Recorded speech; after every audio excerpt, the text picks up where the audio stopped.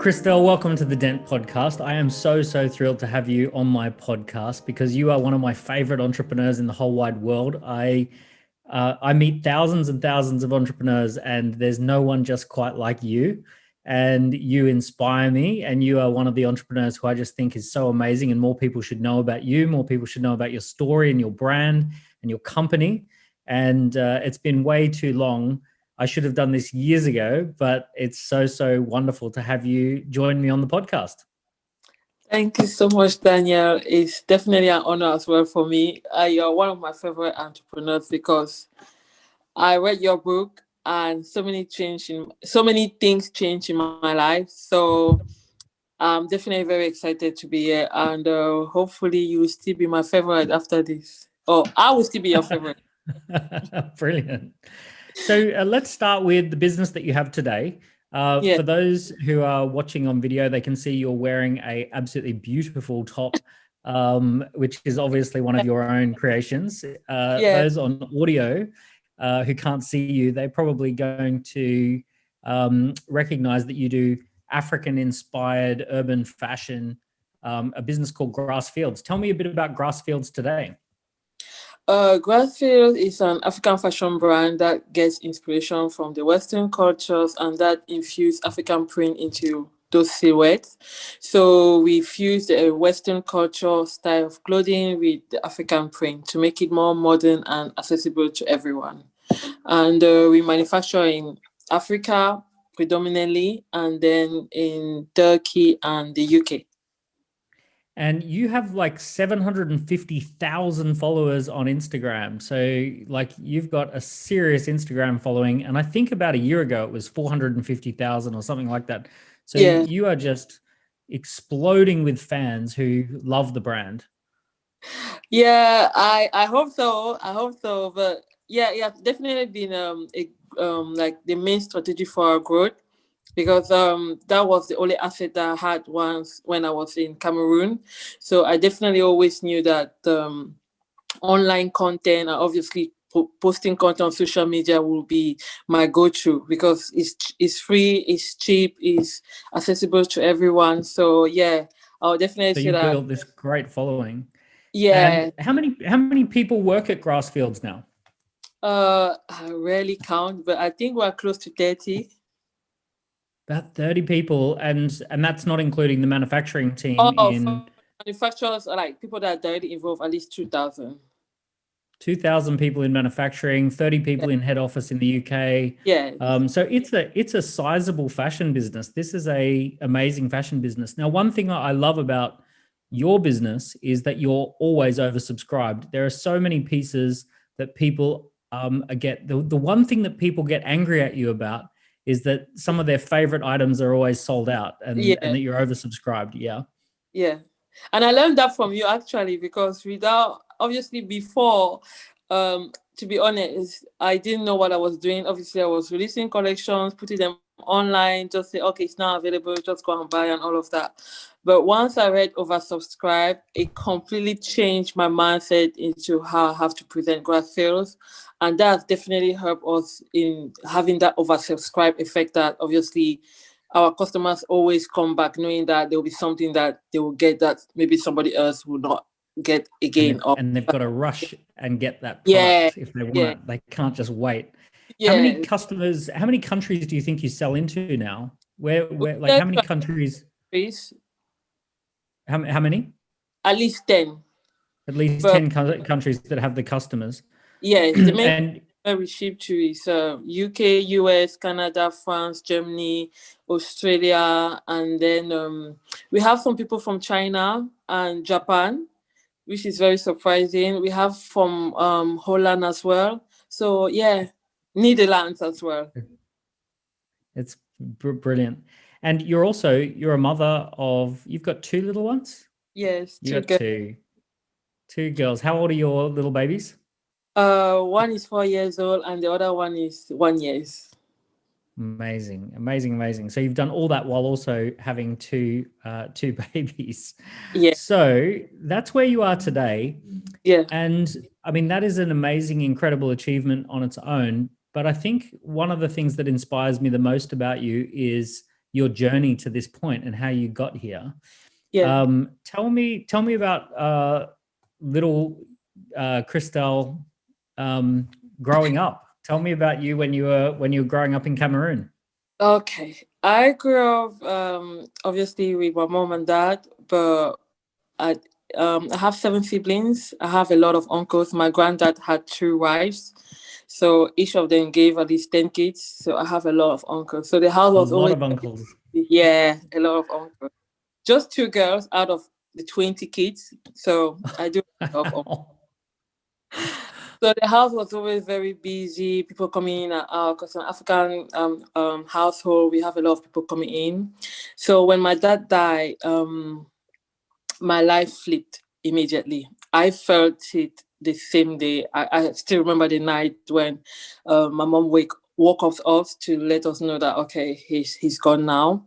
It was very sudden. It was not like a prolonged illness or something. It's just one morning we woke up and she said he's gone.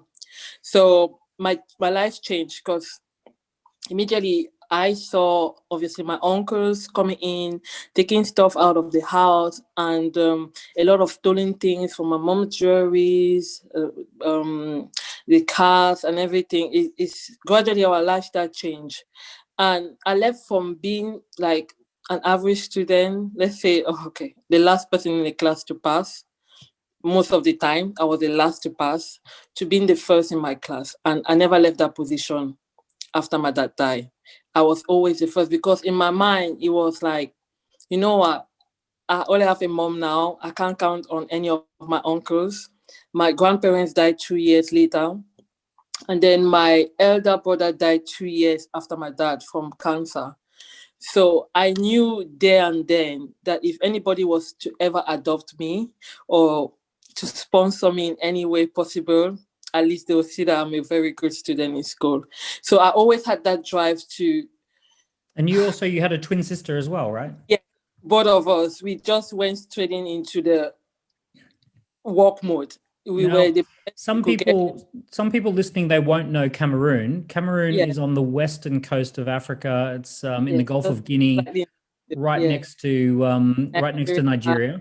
Yeah, And look, you and I had very different stories growing up, right? So yeah, here we are. We met in the UK. Both of us came to the UK from other countries. I grew up in a country with today the GDP per capita in Australia is $57,000 US per person in Australia. yeah, In Cameroon, it's less than $2,000. So essentially, the GDP per capita in Australia is more in just 2 weeks yeah. than the annual GDP in Cameroon. So we had very different upbringings. And tell me, for someone who doesn't understand, like myself, what that was like. What is life like when you're Let's say that I when started paying my school fees. I started understanding money and because I used to sell. From there on, I started selling in the markets. I would sell. You see, like the children with the basket. I was one of them. So I always saw my mom would go to the village, nearby village, get bananas, we'll wash them off, go and sell them in the evening, and then after that we do our assignments. So from there, from that fact that my dad died, we had to be the first in class. That was my mission. And we had to make extra money because we were rationed to 1 meal a day. And it wasn't because my mom couldn't afford more. It was just what we could get at that time. So the last born was about 2 years old. So from there, I always hustled. I had 2 scholarships in primary school that allowed me to go into secondary school in a boarding school, which my mom could never have afforded unless I had those scholarships. My twin sister as well had those. And through our secondary education, we had scholarships. So with regards to that, we were always covered in terms of our school fees. But we always knew we are the first in class for us, obviously, to have that. Then in uni, my mom said, you know what, there's no way I can afford your uni education, even though we had outstanding results, but it's just that there wasn't any scholarship available at that time. So my sister and I decided, you know what, we have to do something extra. My mom gave us the equivalent, let's say, of about £9 for us to take the train, no, the bus, and arrive at the uni that we wanted.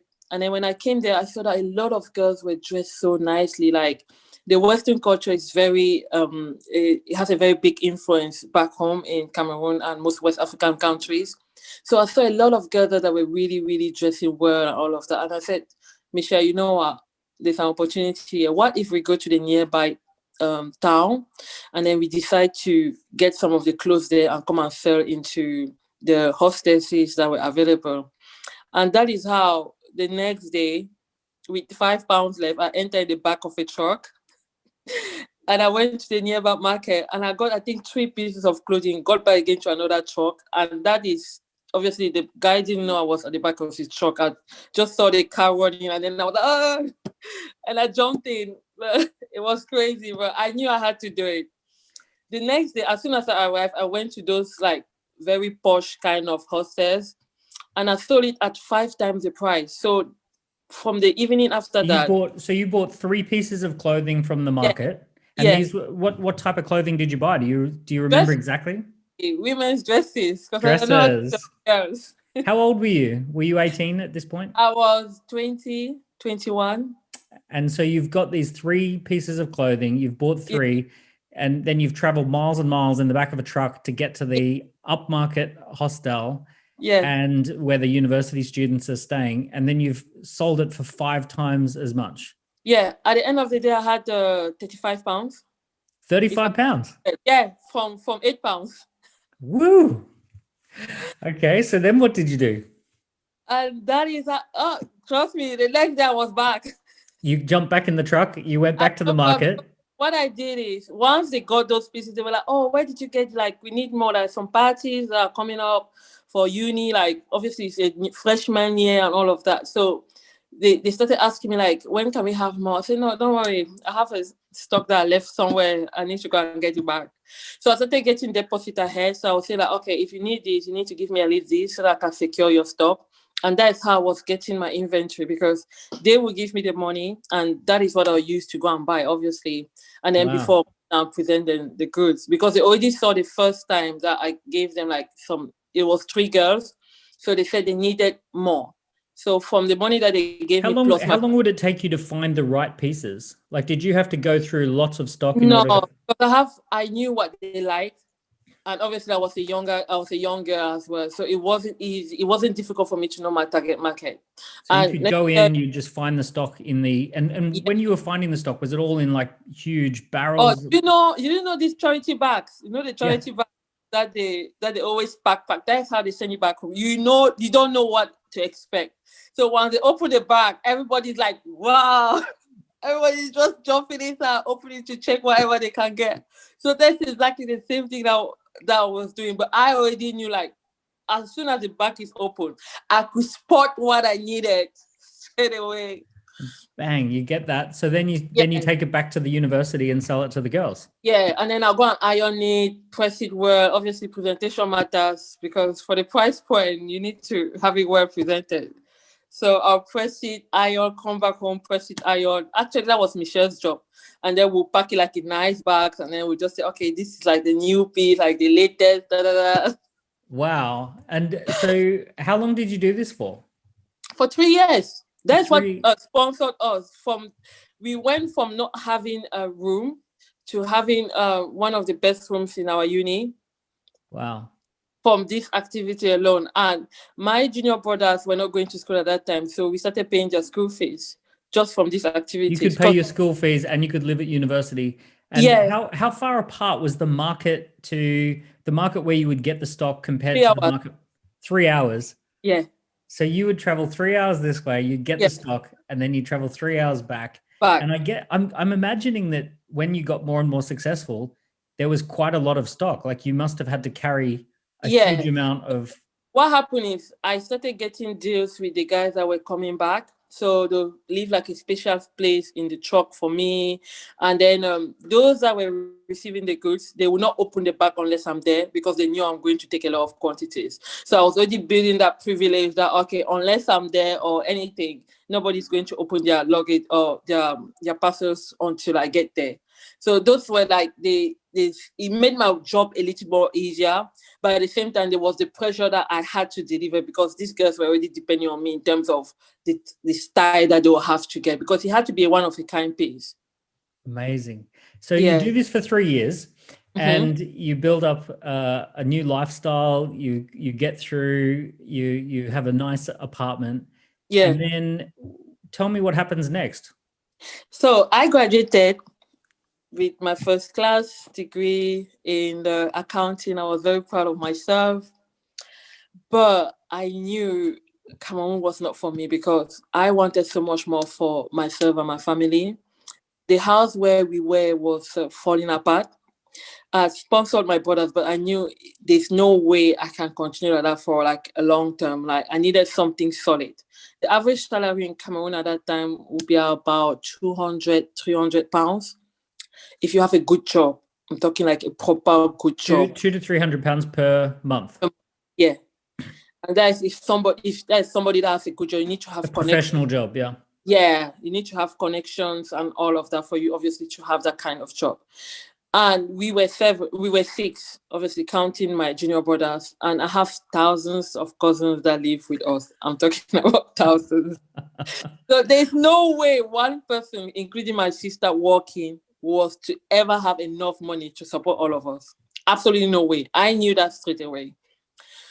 So as I was working for my graduation ceremony, when I came to collect my certificates and all of that, I saw on the floor a flyer that said, travel to the UK with 3 million francs CFA. 3 million francs CFA is about £5,000. From the savings of the past 3 years, I had £1,000 in my account. So I needed £4,000 to make it to the UK. Wow. Okay. So straight away when I saw it, I said, but I'm not so far away. Like, okay, I have 1 million. I have £1,000, which at that time was equivalent to £1 million. Oh, sorry, to 1 million francs CFA. Yeah. I needed £4 more thousand, and I knew it's not that far. Do you get what I mean? I know I've never seen that kind of money, but I also knew. But it had taken you 3 years to get there. Yeah. How are you going to get the rest? But somehow I knew this is something I can have if I have to think differently here. So I called my mom and I said, Mom, I just saw this flyer that said that you need £5,000 to arrive in the UK, and it covers your travel expenses and it's part of your school fees paid, blah, blah, blah, blah, blah. I told her that, you know what, I know you don't have the money, we owe a lot of people, but if you know somebody that we can borrow this money from, I've checked the hourly rate in the UK. I promise you, Mom, I'll work from the moment I arrive at that airport to the day I die to repay you back that money. So I kept calling my mom. That's when I was still in the other town, because my uni was in another town. So I kept calling her every single hour as I was making my way back home. There's a 6-hour journey. And by the time I arrived back home, she said, you know what? You have never, ever asked me for something. But for this one, we have to find those 4 million francs CFA. So she went back home. We have groups where women kind of come in at the end of the month with they chip in money inside, and then they lend it to each person depending on who needs. Like if it's your turn this month, then somebody has to turn. But every month they come. It's like a little bank. Yeah, I don't know how micro lending.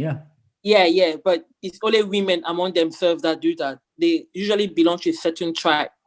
So my mom now was the tribe where she belongs to. She had already borrowed money there to the max, so they didn't even want to see her. But on my father's side, she was still in that group, and they didn't know that she had borrowed a lot of money in the other group. So she got now one of her friends in the other group to borrow the money for her, and that she's going to give it back, because obviously her credit wasn't good enough for people to trust her to give her that money. So they gave her the 3 million francs CFA. The other 1 million francs CFA, I had to hustle for it, because she said that is all she could get. So I went down to Cameroon, to the city where we were, and I started straight away I started, I saw this lady that was like in a nice Jeep and all of that. And I told her, oh, what do you do for a living? Like, do you need somebody to help you with anything? Blah, blah, blah. She said, no, not actually, but she likes the shirt that I'm wearing. Where did I get it from? I smiled. I said, oh, actually, Fashion. I know fashion. I can do fashion. yeah. I said, I sell clothes, blah, blah, blah. She said, okay, come now. You can help me like organize my closet. Da, da, da, da. I see that you seems like you have a bit of a style. So for the next 6 months, I worked at her house. And then as I was working my way through, she was paying me 200,000 a month. That would be, so in 6 months, I had the 1 million left. Wow. If you count it, 200,000. Yeah. You had the 3, the 2, the 1, the 1. Yeah, the 3, the 1, the 1. Yeah. So you could do it. Yeah. So straight away, I applied to the lady. I got the visa. And that is how I immediately came here now to do my MBA with the 5,000. But the thing is, I didn't plan that I needed extra cash to obviously find a room and those kind of things. Yeah. So I came. So you arrive in the UK. You've never been to the UK before. You have no idea. I'm seeing an airplane. I was like, is this real? So what was it like arriving in the UK? Oh my God, I kissed the floor. I was like, wow, this is not a dream. Like, I couldn't believe the amount of lights. That was the first thing. I said, why are there lights everywhere? Is somebody going to turn them off or something? There was so much light. Oh my God. I remember thinking like, it's so clean. Like, look, it was magical. I wish I could relive that moment over and over and over again. Like, I remember my heart beating so much. I was full of excitement. Like, I could tell this is a new life for me. But at the same time, I was so scared because everybody was moving so fast. I'm like, is there a problem? Like, but I didn't understand that this is the lifestyle. You're like, everything is fast paced. Like, there's nobody that is sluggish or something. And straight away, I got that energy from the airport alone. I just knew that this is it. This is where I needed to be. And where did you stay? Where did you arrive, and where did you stay when you first arrived? I had an uncle. My uncle that moved. Of course, you had an uncle. Yeah, he moved here in 2020. That's the first man.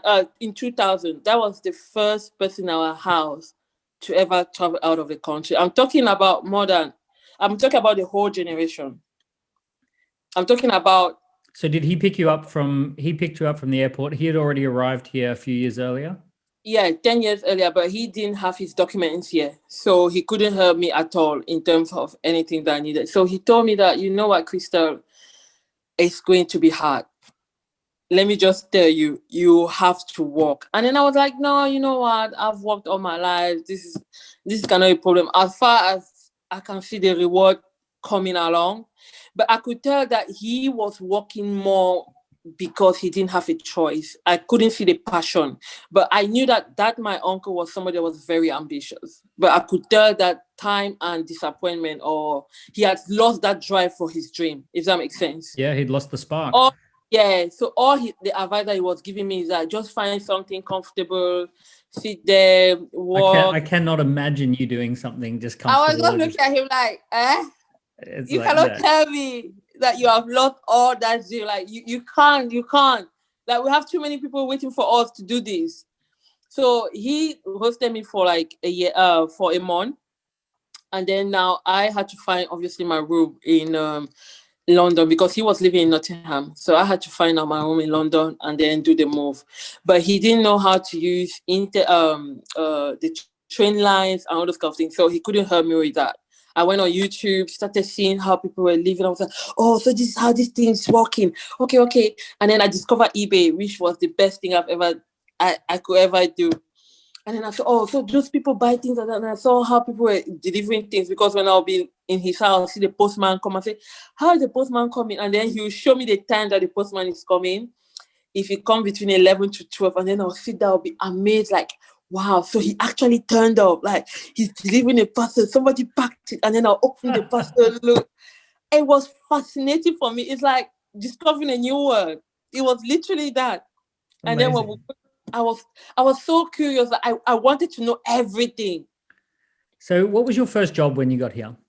A cleaner. And I'll tell you how it got. when I moved in, obviously I had to support myself. And my uncle said, I'm only giving you 1 month rent to pay. I've already paid your 1 month rent. For next month, find your way. So when I'll finish school, I'll go now around and then I'll be asking, oh, do you have like, is there anything you want me to do? Da, da, da, da. And then I saw this man in another building that was just close to my school. And he told me he needed somebody to come and clean, but it has to be very early. The job starts at 4 a.m. I said, it's fine. My school starts at 9 a.m. So 4 a.m. and it's not too far. I can just stay after I finish or do like some assignments or do some research while I finish. So the next day I came at 4 a.m. The security guard let me open. The only thing he didn't tell me is that I have to wait for him to come with the other cleaners. So I started cleaning. I cleaned the whole building before they arrived. So you didn't win any friends? No, but what I want is I was now earning £25 an hour. Yeah, because you would clean twice as fast. Yes, and because I could take care of the whole building myself. Wow. But it was a coincidence because I didn't know. I thought, because back home we worked very hard. Like, so for me, it wasn't difficult. You just got in and you just did it. I just went in and started cleaning. Bam, bam, bam, Hoover. Like, I saw a Hoover. Back home we have to use brooms. So this was easy. Yeah, so you could make £25 before school started. Yes. So straight away he put me on £25 an hour, and I'm talking from normally the other cleaners were earning £7.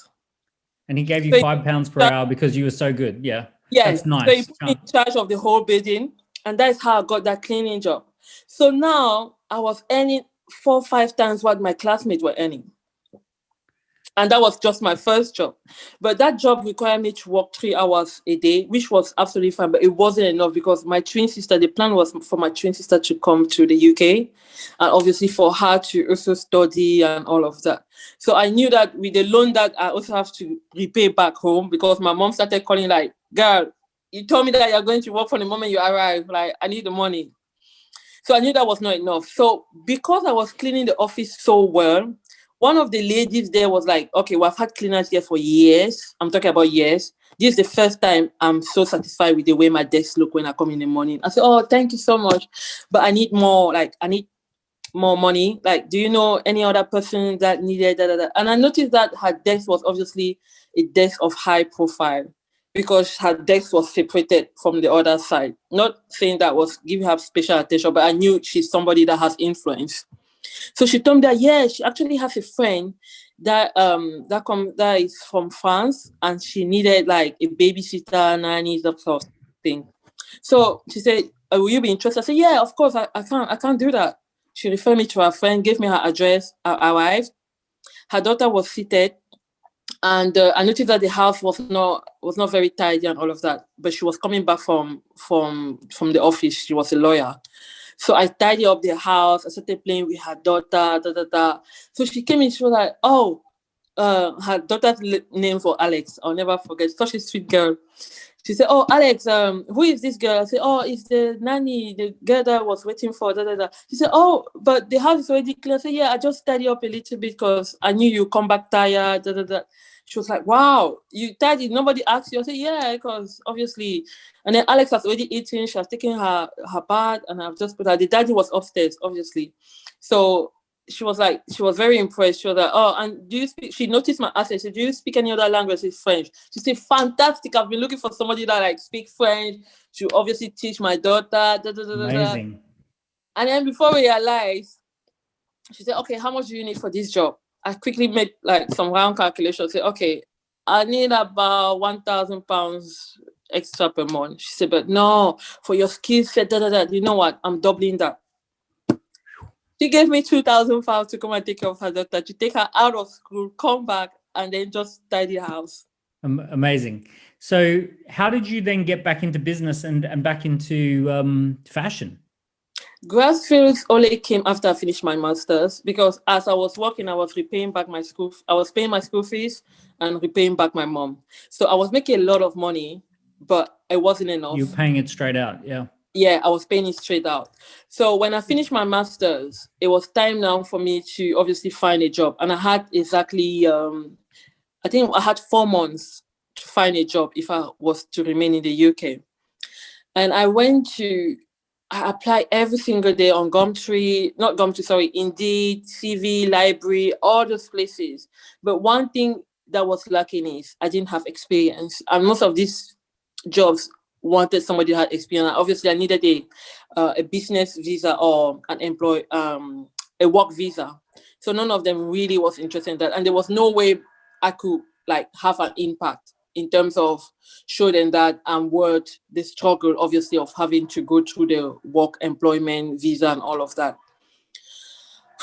So that's where things started getting rough. I completed paying the debt that I had with my mom, but the time now to redeem the visa, I couldn't do it because I hadn't found an employment. Working as a nanny was not part of my requirement, even though I was earning enough, but it wasn't part of my requirement. And I thought to myself, and then I went for a job interview. And then when I came, I obviously had like my African traditional wear, not traditional wear, but I had a blazer. I think I have it. I'll show you after this call. So I had the blazer on. I dressed really nice and professionally. But when I finished the interview, I knew I had that job. I knew. You know when you know. Yeah. I knew. But he asked me like, are you always going to wear like bright clothes? Because it was very gray, black, that kind of thing. And I said, yes, like this is where I come from. I'm so happy for my origins. I started talking about Cameroon. I know he knew I was boring him like, I'm not interested in your country, but I was so excited. I said, this print is for my country, da da da da da. And then he was like, okay, I get that, but you will not be able to wear that to come to work. And my heart sank. I felt at that moment that I'll have to make a very hard choice. It's either stay in the UK, be in this job that will pay me, but I will not feel fulfilled as a person. And I already had such a strong will in terms of what I wanted. There was no way I could leave that go by. So I said, there's no way I can come unless I have to wear what I like. And I think from this stage on, there's no way I can move forward. Wow, that takes real courage. Crazy, right? Because it was just coming to work, but I just felt like it's not. You needed that job, but I needed it. That is the whole to me that tells me that tells me how much fashion is just part of your soul. Like, you can do anything, but you cannot take that away from me. Yeah. And one day I can't take what my integrity stands for. Like, it's me. I can't lie about that. Yeah. So I was like, okay, I have to leave. Because I searched for every job possible after that. And then my twin sister was like, oh, just take it, like, even if you work there for a year and all of that. But I was like, Michelle, I'll look at this man every day and it will be like I'm washing myself out. It's not possible. Is it just for that money? Like, I'll come back and make something work out. I promise you. Da, da, da, da. So I finished doing my last shift as a nanny. I said goodbye to everyone, took the plane with £50 in as my last check, and I arrived in Cameroon. And when I arrived, things were even worse than I left because that house was actually falling now. But because I was in the UK, I had a different version of how things were back home because I've lived here for over a year. So the level of difficulty has kind of erased out of my head like that. I forgot how hard it is back home. So when I arrived there, I asked myself, did I make a bad choice? Like, was it really what I was supposed to do? Why did I not take that job? That is the first thing that came in my mind the moment the doors of the airplane opened. I said, I made the wrong choice. But somehow, when I arrived back home, I told my mom I'm going to make this work. I have a plan. What if we start promoting African artisanal and obviously tailorship, seamstresses, tailors to the whole world? We could export. So we're creating jobs by exporting, not just importing things that we have to sell to our people. What if we produce something that can be exported to the world? That this is going to work, mommy. We have the print there, we have the styles, we have everything. And then I was selling on eBay as well during my free times. Like, I know how it what it takes to like open a shop and all those kind of Because things. I remember you telling me, that you used to buy clothes from TK Maxx Yeah, chicken and mask. sell them on eBay. Yeah.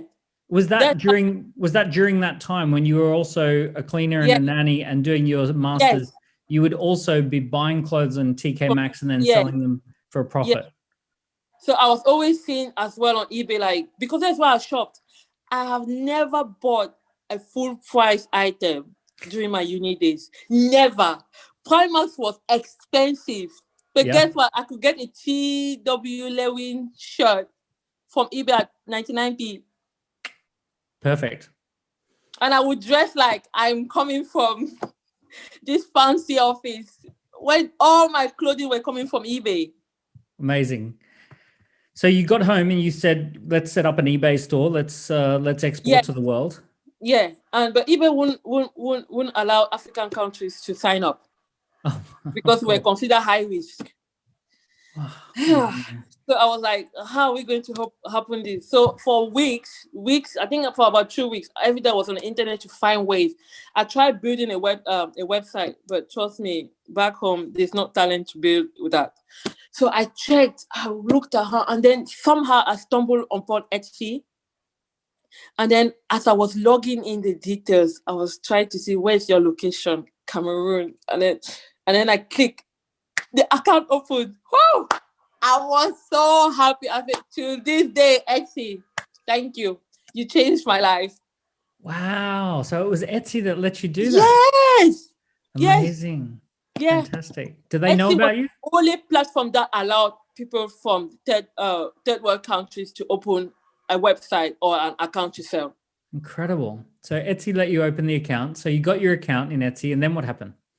I started posting actively on Facebook. And at that time, Facebook was the engagement rate was... When was this?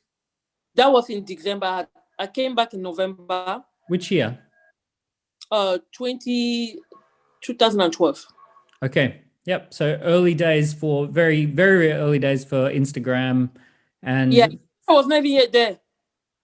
Yep. So Facebook, it was only Facebook. Instagram came, I think, a year after, or maybe 2. But it was only Facebook. So everybody was on Facebook. The traffic you post immediately, 1,000 views, 3,000 shares, that kind of thing. So I'll go on people's pages and see what they posted that kind of went viral or that had a lot of likes. And then I'll repost it on my page. And then I'll repost. If you go now still on our page, look at the early days, it was just random pictures. That was you in Cameroon posting anything that would go viral. Yes, and that's how the page started growing. And then people were like, oh, because I was posting as well fashion. So people were like, oh, where can I get this? And then I'll be sitting down and say, okay, they like this. And then I'll put like every post that like made very well, I'll pin that picture, and then I'll be like, Michelle, this is what we need to sell. But we only had £50. So how are we going to sell with £50, like to go and buy fabric and all of that? So I spoke to one girl that was here in the UK, and that was seeing how our page was growing. And then we said that we're going to launch in March. So we started posting pictures like, do you like this? Do you like that? And at that time... By the way, that is exactly the oversubscribed methodology. To say we're going to launch 3-4 months away, and do you like this? Signal collection. So you did a launch. You did a perfect launch campaign. It was amazing. Yeah, so I would get random people's picture. I'll be like, do you like this? Do you like this? And then at that time, everybody would just be like, yes, no, oh, I don't like that. If you put the sleeve like this, or if you had that. So at that time, people will be engaging in all of these posts. And then all we'll be doing is collecting data. Okay, they like this, they didn't like that. And then we ask you, what is your size? And then I'll go on Google, type like a size chart, download that. Okay, this is our size chart. So we did that for the 3 months ahead. But when the launch came, we didn't have any money. And I didn't know how to go about it. I only had bangles because that was the cheapest things we could buy. And then I had a Samsung phone, which is what I used to take the pictures. And I'll add saturation to it till you can't even see the bangles anymore. And then I'll post it. So the day of the launch, people were like, what happened? Where are they clothing? We're only seeing bangles. And they were like, oh, it's just that we had a technical issue, but we're going to get more. So some people bought the bangles, which was fine. But the idea now came that, what if They instead buy, and then we ship after 3 weeks. So the strategy now changed to the fact that there's no way we'll ever get enough money to build the inventory. So we'll do one design, model it, show it, they buy it, we go and buy the fabric, and then we ship it. And then you make it. Mm-hmm. Which by the way, I just want to say, Elon Musk has just done this with the Cybertruck. So he stands up on stage and he models the car and he says, this is the Cybertruck. And he says, you can put down $100 deposit. And then with the $100 deposits, he's off building the factory. Yeah. So he's I didn't know that it was. So you were doing exactly the best practice. Yeah. So I was doing just knowing that like we had to find a way to start selling these clothes. So that's exactly what we did. For the next 2-3 years after that, we will just be posting the items.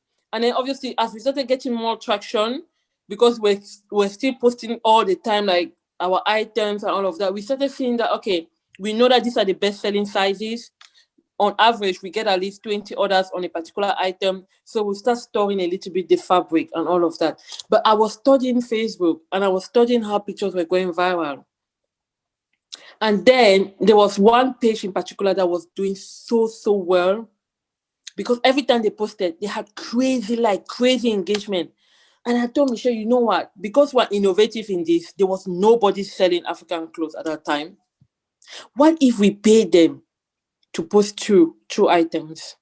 What if we pay them? Michelle was like, and then what was the fee? $500. Michelle was like, no, that's too expensive, man. There's something that we sell in a month. I said, no, Michelle, trust me on this one. I have been studying this page every single day. By 7 p.m. when they post, most of their posts go viral at this time. She said no. But guess what I did? I went behind her back. You have got a phenomenal risk profile. You've got a lethal combination of hard work and taking risks. Yeah. I love that. I went back and I paid them $500. And I sent them the caption and the pictures. And I said, please post this at this time with this caption. And at that time, when you had the fashion pictures, if you put them, you remember when people used to do the collage with different outfits? That was Facebook at that time. So I did a collage and we were modeling the pieces at that time. So I did a collage of all 4 of us in these skirts and then I sent them over. By 12, because we're having shift in terms of when we do customer service. So I'll sleep for 3 hours from 9 o'clock to midnight. That's when I'll sleep. And then from midnight to 1 o'clock, I'll be doing customer service. And then that's when she'll be sleeping. Then at 3 o'clock, we'll wake up now and then start our day.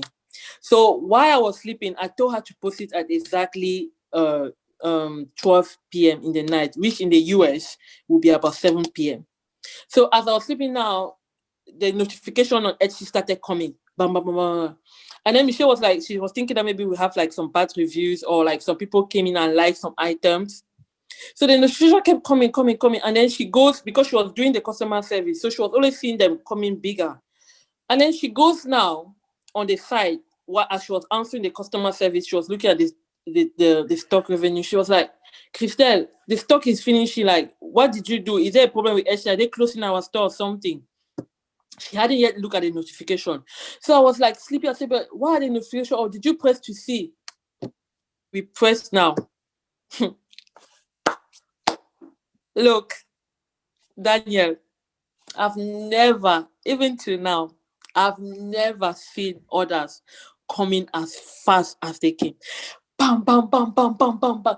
Everything within 10 seconds was sold out. We went again and started checking. The good thing is, we have tailors sitting back home. We don't need to have inventory. The fabric are in the market, just sitting there line, waiting for people to come and buy. We put 1,000 skirts on sales, 1,000 dresses. They all sold out. We went down on Instagram. Michelle was like, what happened? I said, oh, I paid. You remember those people that I told you that we have to pay? She said, yeah. I said, okay, for now, keep this magic for yourself because we'll need it in the future. We went straight. We went down to the page. The post went viral. You know, like, they had done good post. but our post by far was the best post they have ever done on their page till now. Have you still got the picture of that post? Yes, I will never forget that picture. And how much worth of stock did you sell? How much? 100K. Somewhere there in Cameroon. You sold $100,000 worth of stuff for $500. No, £100,000, please, not dollars. £100,000 for $500 worth of posts. Yeah. Oh, Yeah. wow. Yeah. How did that feel? Daniel, we were swimming. My mom, oh God, I can't explain it. Because let me tell you, for all the 3 years that we have been on the 2 years prior, the highest we had saw for the first year, I think I still have the statistics, I have to go and log in, was 25K, then 10K. I'm talking about for the whole year. And then 10K, 25K. 100K in minutes. So we sold 100K for that day.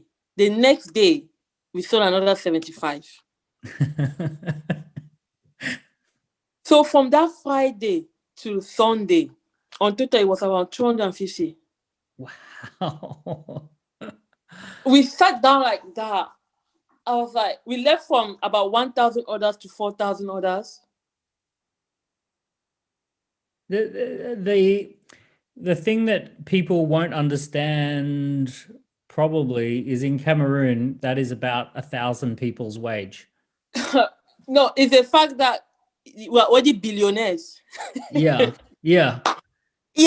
It's the equivalent. It is like the equivalent of being a billionaire overnight. Yeah. Exactly. Yeah. I've never seen that kind of money. Like oversubscribed. People had to block our account. I think Barclays had to block our account. Of course. Because we're using somebody's personal account. I'll show my friend Vodika, who is from Romania. She doesn't speak English very well, but that's where the money was going for before she was sending us to us to buy the stock. They had to block. Oh my goodness. We literally had to. After that, we had to close the shop. Wow. So you sorted all this out, and then with that money, you came back to the UK and you started Grass Fields. Yes. And then we sent my brothers to Germany. The last one came with me. Then my sister had to go to France. Then my elder brother had to go to Canada. That is all from that money. Wow. And then, so tell me, then, I mean, that was the launch, but since then you've been building the business. Since 2012, you've been working with influencers, you're building your social media accounts. Yeah. You've been replicating that. You've been hiring people. You've had all sorts of highs and lows. Tell me about some of the highs and lows in building the business since that amazing moment. I always long for that moment since that time. I think you never get over it. And it's the fact that you got something right. It wasn't just the money part. It was the fact that I had an intuition and I followed through. And it gave this result that completely changed my family's life. Do you get what I mean? Yeah. Like others are now here or that be able to follow their career because of that one decision that I took. So all through these years, after that, when I came back to the UK, I started getting reserved. So I got to a point where I let my insecurities and the fact that I wish my business started like the normal business where you have the accountant, you have the finance, you have the customer service. That I felt a bit complex. That's so funny, by the way. Do you know? Yeah. Do you know? Like, even though very different businesses, when I was in my early 20s, I built this business, and we had millions of revenue, but I never felt that I had a proper business. I remember saying to my business coach, but I don't really have a proper business. And my business coach laughed and he said, "You're joking. You're doing millions of dollars worth of sales every year." Yeah. And I said, "Yeah, but it's not a proper business because we don't have like a shop, or we don't have like a building, and we don't have all the proper things that you're meant to have for a grown-up business. We're just running campaigns, and we're just, promoting stuff, and it's all happening too fast." Yeah. So you had that same feeling that I don't have a proper business. I don't like the way it even started. Like our packaging is nonsense. Like why are we even still in business? That is, and I left that take the best of me, because from then I started with thriving. Like I was trying to suppress the business in terms of, okay, unless it's a certain way, I don't want it out. So with that, my creativity kind of went down. Like my spur to make it a certain way and all of that kind of went down. And that's one thing I would say slowed us down. Because if I had that same mentality that I had when I was in Cameroon, it would have been something else. But it has taught me a lesson that your business grow based on how you grow. Yeah. The moment you stop growing and you stop believing in yourself, the business follows in that direction, especially when you are the one that makes most of the decisions. And that is what I realized throughout that time, that nothing changed. The market did not change. The fabric are still the same. The customers are still the same, but my doubts and my fears, and obviously the inferiority complex, that this is not like how other businesses start. They have like proper staff and offices. I was still struggling between juggling my masters with the business and doing customer service during classes hours. Samsung phone. Yeah, so I was like, nah, this is really bad. It's not real. It's you're sitting there saying it's not a real business. It's not real, and I need to change. I need to do things properly and all this sort of stuff. Yeah, And then you lost your confidence and you lost your yeah, spark, lost yeah, tuned out from your own intuition. yeah. And So that's what made us plateau for that time. Because we were selling and people would be like, asking, when is new stock coming? I'm like, because I also remember when I met you and you felt so bad because certain items of stock were sold out. And I yeah, said to you, that's not bad. Like, that's yeah, fine. That's amazing. You want to be sold out. And you're like, no, because it's not a proper business because I'm sold out. And I'm like, it's yeah. a great business because you're sold out. But you just, But it felt like I hated even what made it yeah, become what it because is. you get one complaint, I'm Yeah, I'm really annoyed. I want to buy this product and you don't have it available, and you're like feeling like you're not a real business. It's like yeah. you are just a very popular business. I didn't feel it that way, but that was one of the downfall, I think, of graphics, the fact that I let myself go in that direction. But then I decided to start studying more. So I started. How did you get this spark back? That's where the oversubscribed book came now. Because at that time there was nothing where, like, I was posting. People knew about Grassfields. Obviously, the customers that were left on Etsy, they follow us through with Grassfields. They came along on board with, like, obviously at that time Instagram now had started. So we were okay, like not getting a lot of orders, but not selling still like it well. Then I was like, okay, I'll need to really step my game up here. I need to like gain my confidence back. I need to believe that the reason why I started this is still valid. We're still making it in Africa. People are depending on this, blah, blah, blah. And then I started reading. So I made it a mission that every week I have to finish a book. So I was on Amazon and then I stumbled across your book. It said oversubscribed. I was like, huh? What does that mean? Because it went under marketing, but I felt like this is not a book that is supposed to go under marketing. So I went now oversubscribed, and then I saw people lining up, and then it promised that, oh, you have people lining up to want to take your products. And then I was intrigued. I was like, huh? Let me get this book quick. So I ordered the book. The book came from the first page. I said, I'm not sleeping. I need to finish this book. I read it, and then I reread it, and then I read it again. And then I was screenshotting areas. I was sending it to Michelle. I said, Michelle, look, we need to do this. We need to do that. And she said, when are we going to apply? I say, let's do it for Black Friday. Oh wow! And we're talking the day before Black Friday. Wow. Yeah. Which year was this? That was in 2017. 15, 16? No, 17, 16. 17. Okay. Yeah. Around that. 17, 16. So 17, 18. you did your first oversubscribed campaign for 2017. We had never done a campaign before that. Well, Never. other than when you launched and made $250,000. Yeah.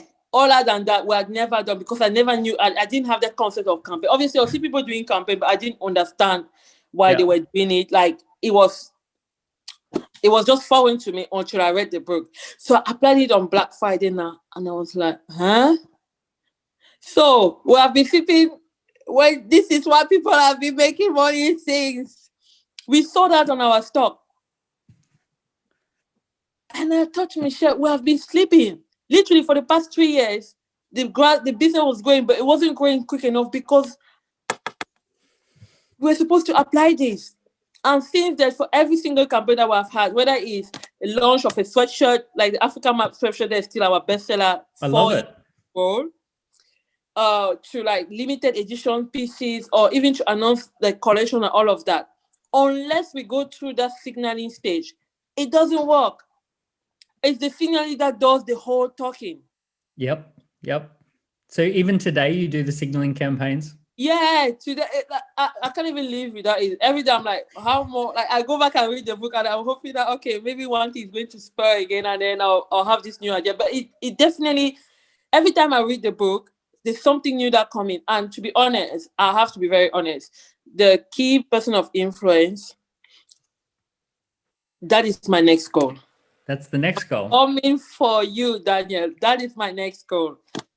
I have to apply everything you have read there because it makes so much sense. And at the point of my life where I can't let my insecurities get the way of what I can achieve. And I feel like that is a part that has always held me back. But now it's literally the time where I'll have to put myself out there. The good and the start to tell the story, and maybe we need to promote your book, and we need to get you to do the book.